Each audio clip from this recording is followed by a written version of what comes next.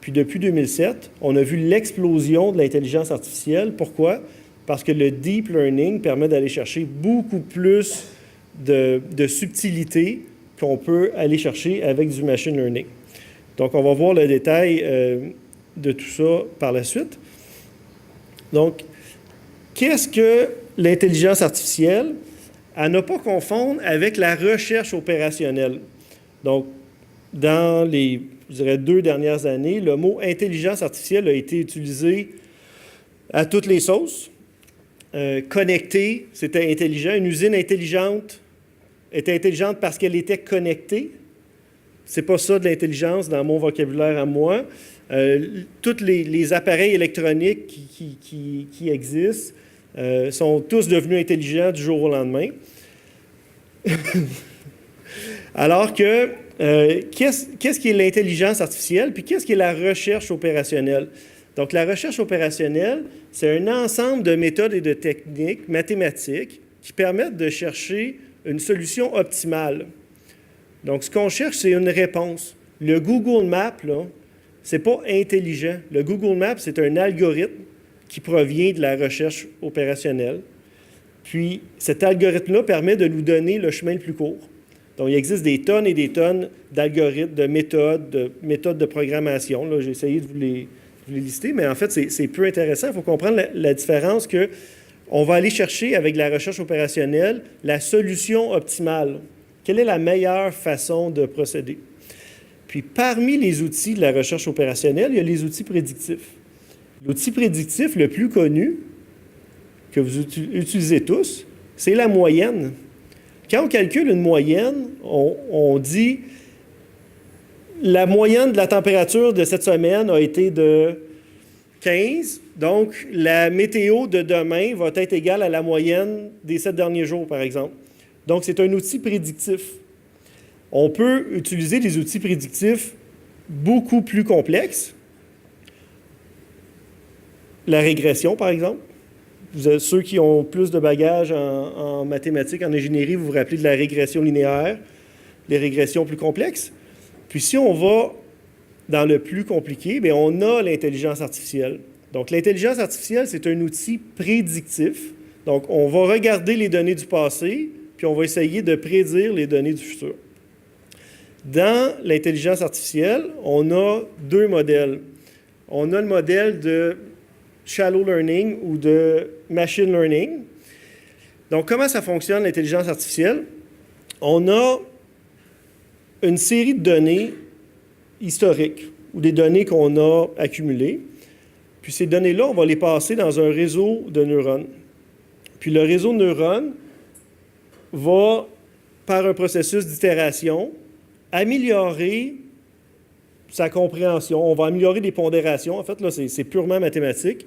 On veut améliorer des facteurs de pondération. Sur chacune des branches rouges que vous voyez, il y a une pondération. Puis on veut trouver la bonne pondération pour s'assurer que j'ai bien compris le passé.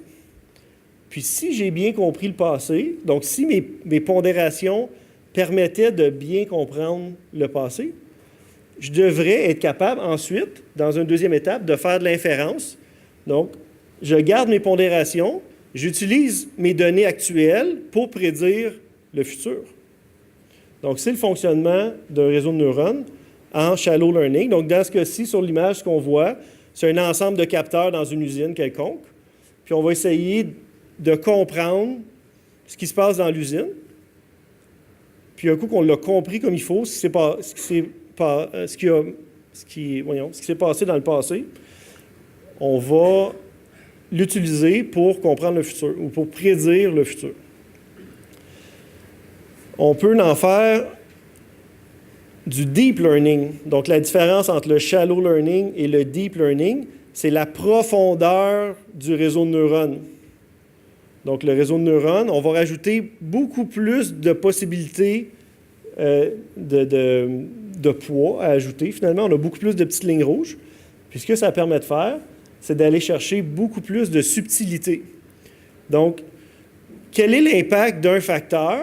C'est une chose, mais quel est l'impact d'un facteur considérant un autre? On va être capable d'aller chercher ces subtilités-là avec de l'apprentissage profond. L'apprentissage profond n'a pas été designé pour analyser des usines. Typiquement, c'est qui les grands joueurs dans l'apprentissage profond? Bien, les grands joueurs, c'est Google, Facebook et compagnie. Eux, qu'est-ce qu'ils ont comme données? Ils ont des photos. Puis ils voulaient être capables d'analyser des photos. Donc, de la même façon, on va prendre chacun des pixels sur une photo, on va les passer dans un réseau de neurones, puis on va prédire qu'est-ce qu'il y a sur la photo. C'est un vélo, un bateau, une auto. Donc, on va apprendre à lire des photos. Puis, un coup qu'on a appris, c'est le processus qui est très lourd. L'apprentissage, c'est le processus très lourd. On va pouvoir utiliser notre réseau de neurones en inférence. Puis, l'utilisation en inférence du réseau de neurones, on est capable de faire ça sur des très petits processeurs, très rapidement. Sur un processeur de téléphone, on est capable de reconnaître un visage sur un téléphone en prenant une photo rapidement. Pourquoi? Parce que l'inférence, ça ne coûte pas cher en termes de CPU, alors que l'apprentissage, ça prend des méga ordinateurs, puis des méga cartes graphiques pour faire cette analyse-là. Donc, c'est la différence entre le shallow learning qu'on avait dans les années 80 et le deep learning qu'on a aujourd'hui. On est capable d'aller chercher beaucoup plus de subtilité, puis comprendre qu'est-ce qui se passe sur une photo. Est-ce que c'est un chat, c'est un chien? Donc, à partir du moment où on est capable d'apprendre ce qui se passe sur une photo ou d'apprendre ce qui se passe parmi les 1000 données ou les 100 000 données que mon usine est capable de générer, on est capable de s'en servir. Mais ça sert à quoi l'intelligence artificielle? Je vous répète, la vraie intelligence artificielle, là, définie par mon vocabulaire, là, l'intelligence artificielle, ça sert à faire une prévision. Donc, considérant les paramètres d'opération actuels, je prédis que ma qualité, je prédis que ma productivité, que mon humidité, peu importe le paramètre de sortie qu'on cherche, je prédis que ma qualité sera bonne ou pas bonne, puis à quel niveau. Donc, avec l'intelligence artificielle, on veut faire une prévision. Ça sert à quoi de faire une prévision? Ça sert à rien. Ça sert à rien de faire une prévision, de savoir que tantôt ma qualité, elle ne sera pas bonne. Ça me sert à rien. Ça me sert à quoi de savoir qu'il va neiger demain? Ça me sert à rien. Ce que je cherche, c'est de savoir comment je peux optimiser mon habillement considérant qu'il va faire froid demain. Donc, ce qu'on veut en bout de ligne, c'est optimiser notre réseau de neurones. On veut faire de la recherche opérationnelle basée sur notre réseau de neurones. Donc, on est capable de faire une prévision de ce qui va se passer. C'est correct? Mais dans la réalité, on veut améliorer ce qui va se passer. Comment je peux améliorer ma qualité? Bien, à partir du moment où je suis capable de prédire la qualité, je suis capable de déterminer les paramètres d'entrée, pression, température, volume, nombre d'employés, puis en ajustant théoriquement mes paramètres d'entrée, je suis capable de prédire une meilleure qualité de sortie, puis là, après ça, aller opérer mon usine. Donc, l'intelligence artificielle, c'est un élément d'un plus gros système qui est un système de recherche opérationnelle dans lequel on veut optimiser notre situation plutôt que simplement prédire ce qui va se passer. Une voiture qui se conduit toute seule est intelligente, elle va prédire qu'elle va foncer dans le mur. C'est pas ça qu'on s'attend de la voiture, on s'attend qu'elle nous réaligne entre les deux voies ou qu'elle mette les freins. C'est la même chose avec notre usine, on ne veut pas rentrer dans le mur, on veut réajuster nos processus. Donc, quel type d'application industrielle? On peut analyser des flux vidéo, une image d'une caméra, par exemple. Qu'est-ce qu'on peut analyser? Bon, on peut comprendre qu'est-ce qui se passe dans notre environnement. Est-ce que mon convoyeur fait de la qualité ou de la non-qualité? Est-ce que mes employés sont présents? Est-ce qu'il y a un blocage? Ça ne prend pas un employé pour dire qu'il y a un blocage. On pourrait analyser un flux vidéo puis comprendre c'est quoi un blocage puis c'est quoi un non-blocage. Puis un coup qu'on a compris c'était quoi un blocage, on peut analyser une vidéo puis détecter quand il y a un blocage puis émettre une alarme. On peut analyser un flux de données. Donc, un flux de données plus général. Par exemple, on est branché sur pression, volume, l'ensemble de toutes les données qui sont disponibles dans mon usine. Il y a des données qui sont des commandes, la vitesse de mes convoyeurs, par exemple, la température de mon four. Puis il y a des données qui ne sont pas des commandes, c'est simplement une donnée, comme la température extérieure. Je ne peux pas l'ajuster, la température extérieure, mais elle fait partie des données. Puis on va analyser notre flux de données, puis on va être capable de prédire la qualité de mon produit, par exemple. On va optimiser nos paramètres de commande pour améliorer la qualité du produit. On peut faire des prévisions de productivité. Dans une usine qui est opérée semi-manuelle, semi-automatique, j'ai combien d'employés présents aujourd'hui? Quel est mon carnet de commandes? Quelle est la température extérieure? Les Canadiens ont-ils gagné hier ou ils ont perdu? Est-ce qu'il y a une élection qui s'en vient? Donc, un ensemble de paramètres qui ne sont pas directement liés avec notre productivité, mais que, finalement, il y a peut-être un impact. Quand ça fait 4-5 jours qu'il fait gris, ça se peut que les gens travaillent moins vite. Quand les Canadiens ont perdu, ça se peut que les gens jasent, puis que la productivité baisse, ou que le climat politique ou social soit plus gris ces temps-ci. Les gens sont moins de bonne humeur. Quand il fait beau comme aujourd'hui, probablement que les gens travaillent mieux. Peut-être, peut-être pas, on ne sait pas, mais on va mettre la donnée quand même dans notre flux de données. Puis on va être capable ensuite d'optimiser, par exemple, quel employé on devrait asseoir un à côté de l'autre. Parce qu'ils ont des affinités, ou l'inverse d'une affinité, là, la désaffinité, mettons. Les gens ont des affinités. Puis quand ça va bien, mais quand ils ont trop d'affinités, là, ça fait juste du jasage. On est peut-être mieux de ne pas les asseoir un à côté de l'autre. Ça s'apprend par des réseaux de neurones, puis ça s'optimise. On est capable aussi d'améliorer la planification de la production. La planification de production, c'est un enjeu dans beaucoup de PME. L'ordonnancement de chacune des tâches. Oui, mais l'ordonnancement des tâches, est-ce que c'est de l'intelligence artificielle? Non, c'est de la recherche opérationnelle. Sauf que, garbage in, garbage out, j'ai pris des tantiques de plein de données, plein de tâches similaires. Cette pièce-là, je ne l'ai jamais fabriquée. Ça va me prendre combien de temps? Bien, avec mon réseau de neurones, je suis capable de prédire combien de temps ça va me prendre de fabriquer une nouvelle pièce que je n'ai jamais fabriquée. Puis ensuite, je peux la mettre dans mon planificateur de production qui, lui, va aller optimiser mon ordonnancement. Alors, on peut faire de la détection de non-qualité. Est-ce que mon pain, il est brûlé ou il est juste sur le bord? Mais qu'est-ce qu'on fait présentement? On met un employé qui trie le pain brûlé du pas brûlé. On lui montre, puis un coup qu'on lui a montré, l'employé se fait un standard. Mais est-ce qu'on peut l'apprendre à un réseau de neurones? Qu'est-ce qui est brûlé, puis qu'est-ce qui n'est pas brûlé? Bien oui, ça s'apprend. Donc, c'est ce qu'on peut faire. On peut faire de la prévision de bris de machine. Les vibrations augmentent. Est-ce que ça va causer une défaillance? Ça s'appelle de la maintenance prédictive. Donc, on va aller changer avant que ça brise.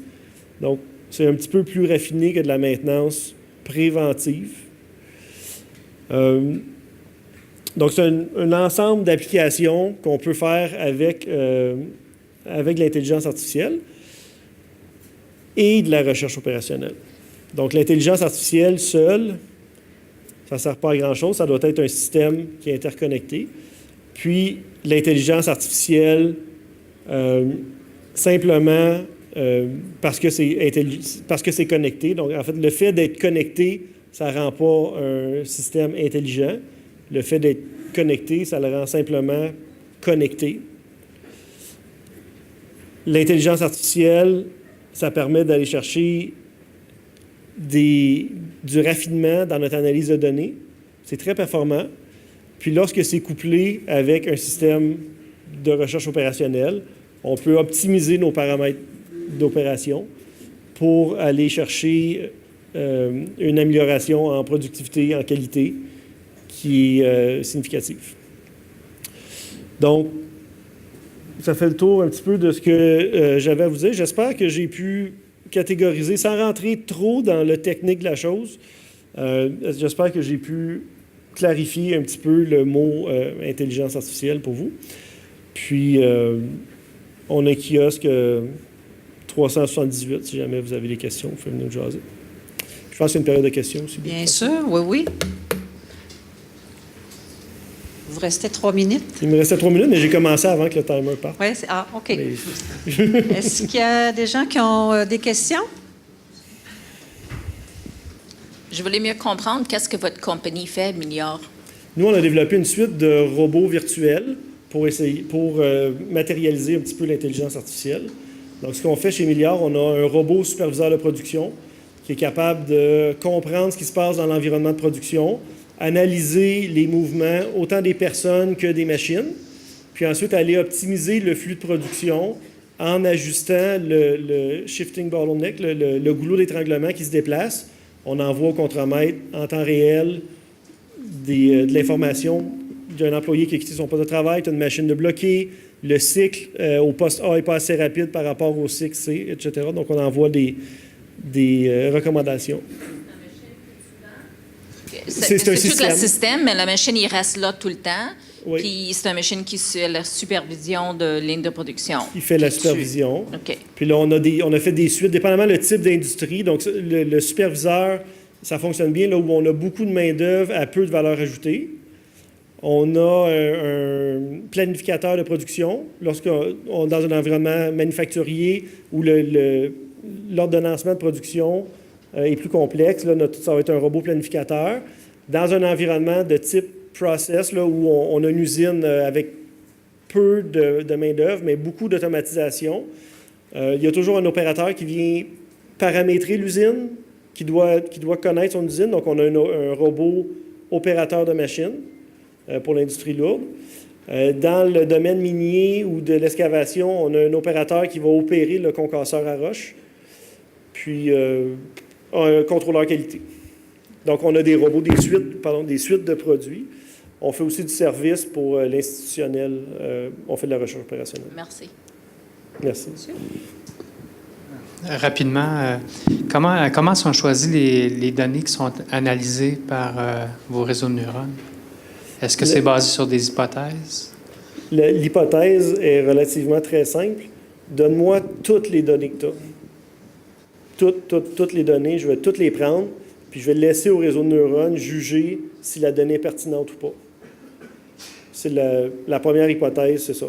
Il y a des cas particuliers ensuite là, de comment est-ce qu'on configure une donnée, puis est-ce que la donnée va être assez stable pour feeder le réseau de neurones. Mais le choix le plus simple, donne-moi toutes les données. Puis toutes les données, oui, mais si on en a beaucoup, quand on analyse une image, pour donner une ordre de grandeur, chaque pixel, c'est une donnée. Chaque pixel, il est RGB, les 3 couleurs. Puis, on a une image qui a 1920 par 1080. Ça nous fait 15 millions de données. On prend ces 15 millions de données-là, puis on les rentre dans le réseau de neurones. On ne va pas les filtrer. Donc, si votre usine a 1000, 2000, 3000 données, je suis capable de les prendre. Puis, je vais rajouter les games de hockey, puis la météo, puis le politique. Pourquoi?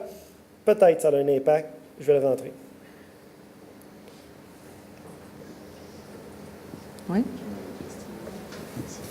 Je vais faire du pouce sur la question de Jerry. Est-ce qu'il y a des données que vous demandez, supplémentaires, que vous voulez aller chercher parce que, selon vous, c'est crucial pour améliorer les prédictions du modèle? Ce n'est pas notre expertise. On voit tellement d'industries différentes que nous, on va se fier sur l'expertise de l'usine. En discutant avec les ingénieurs, les techniciens de l'usine, qu'est-ce qui peut avoir un impact, qu'est-ce qu'il n'y en a pas, qu'est-ce qui est disponible, qu'est-ce qui est impossible, puis qu'est-ce qu'on peut aller chercher de façon supplémentaire à partir de notre caméra qui analyse le champ électromagnétique. On va développer le modèle à partir de là. J'en ai une, moi. Vous n'êtes pas le premier là, que j'entends parler d'intelligence artificielle puis les données manufacturières. Mais au Québec, c'est une majorité de PME, de petites entreprises, je pense 50 employés et moins. Il n'y a pas un minimum de données que ça prend? Je ne sais pas, moi, je fabrique des petits pots de confiture aux fraises, aux framboises, mais ça doit prendre un minimum d'informations, non? De données. Là, vous dites, je peux prendre ça, mais... Si vous fabriquez des petits pots de framboises puis vous êtes 5 dans votre département, vous êtes probablement un client, vous n'êtes pas un client type. Là. Bon, OK. Ça, c'est clair. Pourquoi? Simplement parce que vous n'aurez pas de retour sur investissement. Je vais vous dire, si vous avez besoin d'aide, engagez-vous une 6e personne, ça va coûter moins cher qu'un système d'intelligence artificielle. OK. Vous êtes peut-être 5 employés puis vous gérez une fonderie dans une mine. Là, c'est une autre histoire. L'objectif, ce n'est pas de couper une personne ou de réduire le staff, mais si on peut augmenter le taux de qualité de 0,001 %, on va sauver des millions. Là, vous êtes un client type. L'industrie manufacturière, je vais dire 50 employés, là, ou 30 employés peut-être, mais dépendamment de ce qu'on fabrique. Eux, ce qu'ils ont besoin, typiquement, c'est notre suite de planificateurs de production. Donc là, avec le planificateur, on va générer un retour sur investissement qui est significatif. Si on va plus élevé dans l'industrie agroalimentaire, ils vont avoir 100, 200, 300 ou pharmaceutiques, 100, 200, 300 employés qui vont mettre des pilules dans un pot. Là, eux, notre superviseur de production va générer un retour sur investissement qui est significatif. Ensuite, l'industrie lourde, là, ça va être notre opérateur de machine, par exemple. Merci. D'autres questions?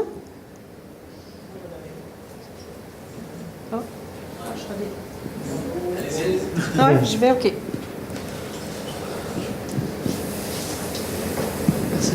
Bonjour. Bonjour. Est-ce que tu me vois? Oui. Je voulais savoir, si on utilise des données qu'on est capable de toujours récolter au quotidien, comment on peut faire pour prédire des données dans le futur qui pourraient avoir un changement? Est-ce que c'est possible?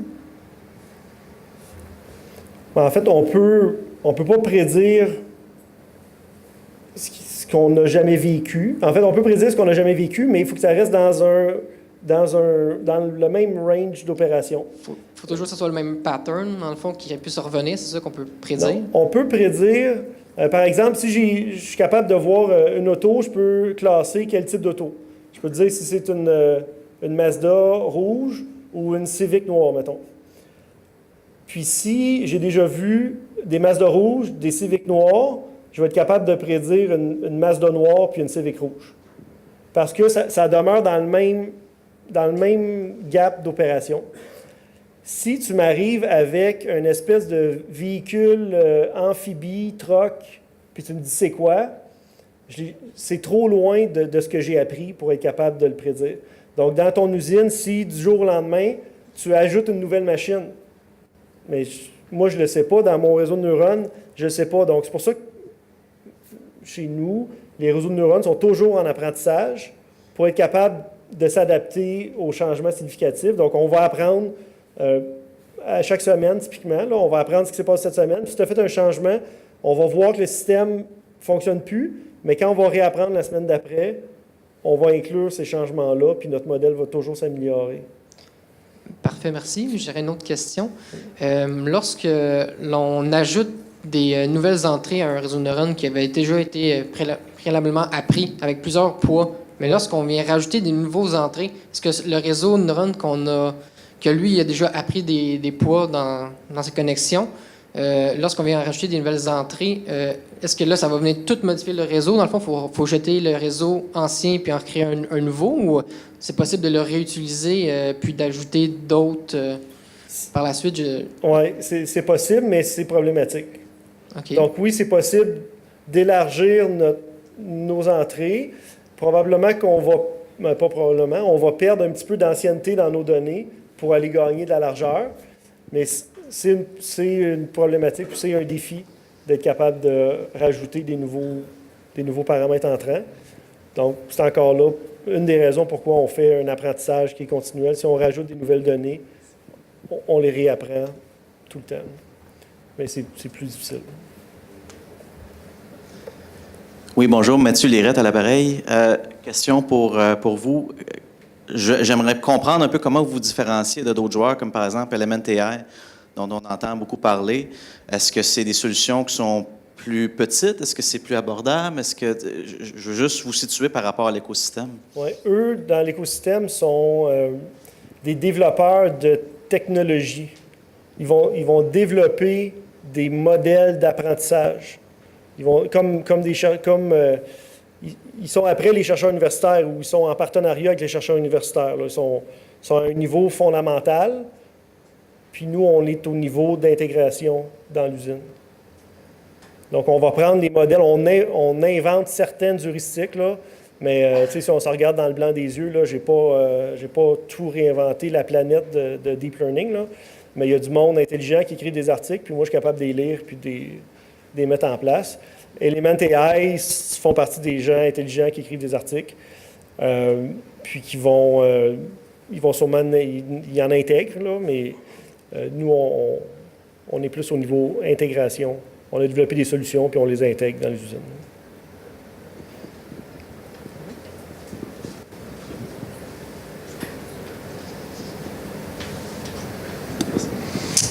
Oui, dans le fond, pour créer votre modèle, vous avez besoin d'entrer puis vous évaluer vos sorties. Mais si, par exemple, pendant l'utilisation du réseau de neurones, il y a, on va dire, une machine qui est down, qui ne fonctionne pas, donc on n'a pas accès à ces données-là, comment est-ce que ça influence le résultat? Puis, est-ce que vous pouvez élaborer un peu là-dessus? Bien, de la façon qu'on développe nos modèles, on va évaluer une sensibilité sur chacune des données, puis voir laquelle est très, très importante, puis laquelle est moins importante. Puis, est-ce qu'on peut se permettre de vivre sans cette donnée-là? Puis, si on prend mon auto intelligente, là, si j'y bloque ses capteurs, elle va arrêter. Mais s'il y a un des signaux qu'elle n'a pas, elle va peut-être continuer en disant « c'est assez correct ». Donc, c'est un petit peu la même chose qu'on développe nos systèmes. Laquelle est primordiale, puis laquelle fait juste un petit impact ou un peu de pourcentage. Puis, qu'est-ce que j'accepte de perdre comme données ou non. Merci. Merci. On a encore du temps pour une ou deux autres questions. Oui? J'ai vu deux mains se lever. OK. Oui, bonjour. Juste rapidement, l'intégration avec le ERP, est-ce que c'est complètement intégré ou on transfère manuellement là, dans le cadre de la prévision ou l'ordonnancement de la production? Bien, nous, on transfère automatiquement dans les bases de données du ERP. On ne vend pas de ERP comme tel, on ne fait pas d'interface, mais on va aller lire les données du ERP, puis on va aller écrire dans une base de données dans le ERP, si c'est le mode de communication qu'on choisit. Sinon, nos systèmes à nous, on peut aller vous donner de l'information cloud dans une lunette sur un téléphone. Là, c'est des systèmes qui sont accessibles. Sinon, dans le manufacturier qui a un ERP typique, ils vont assigner une table dans laquelle on va aller écrire nos informations. Bonjour. Bonjour. Donc, je me demandais, si je comprends bien le fonctionnement, lorsque c'est déployé en industrie, il va y avoir une section apprentissage du réseau qui tourne, on va dire, offline, puis ensuite, ce réseau-là est injecté dans le système de production. Oui.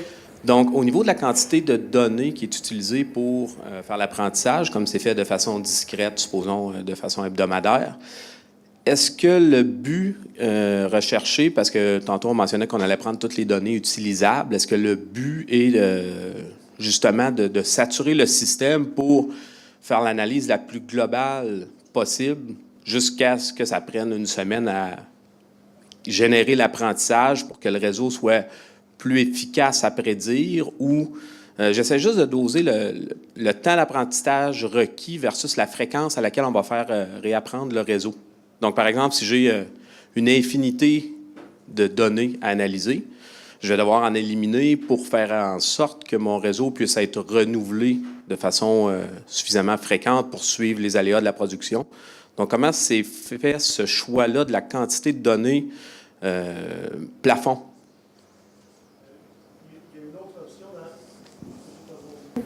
Il y a une autre option dans l'apprentissage. On peut continuer d'apprendre. Donc, on n'est pas obligé de repartir à zéro à chaque réapprentissage. Donc, ça accélère beaucoup le temps d'optimiser le réseau, si on veut, là. Donc, le premier apprentissage, il est très, très long parce qu'on doit bâtir les liens. Mais un coup qu'on a un réseau de fond, on peut aller le réapprendre beaucoup, beaucoup plus rapidement. Quelques heures pour un réseau de données là, de type photo. Là, donc, quelques heures, on est capable de réapprendre. Alors que le premier apprentissage, il peut prendre plusieurs semaines. Et ce réapprentissage-là, dans les implantations que vous déployez, est-ce que ça tourne chez le client sur un serveur local ou est-ce que c'est fait dans le cloud? Dans la mesure où les gens en informatique chez le client me le permettent, je vais aller faire tourner le réapprentissage dans le cloud parce que ça réduit de beaucoup le coût de la solution. Mais des fois, les gens en informatique ne le permettent pas, donc on doit déployer des serveurs chez les clients. Merci. Bonjour, monsieur. Bonjour. Une dernière question. Comment on peut faire pour optimiser la topologie de la structure pour le meilleur fitting des données? Est-ce qu'il y a une technique à utiliser pour, dans le fond, choisir le nombre de couches, pour être plus deep ou moins deep, le nombre de neurones par couche? Y a-t-il des techniques qui existent pour ça? Le plus deep que tu vas être, le plus raffiné va être ta solution. Donc ça, clairement, le plus tu peux rajouter des couches en profondeur, mieux ça va être. Plus tu vas être capable d'aller chercher de la finesse dans tes résultats, mais plus ça va être long à entraîner. Puis plus ça te prend un bagage, un historique de données pour entraîner un réseau qui est très, très profond. Donc là, est-ce qu'on peut se permettre d'attendre 3 ans pour entraîner les données de notre usine parce qu'on veut aller chercher 0.00001%? Bien, on va peut-être enlever des couches puis aller chercher une finesse qui est moindre, mais qui est supérieure à ce qui est fait par un opérateur humain de toute façon. Donc là, c'est un ratio économique finalement, là. Mais plus tu es profond, plus tu es précis, c'est clair. Mais plus ça te prend de données, plus ça te prend de temps, plus ça coûte cher. Merci. Merci beaucoup, M. Bourque.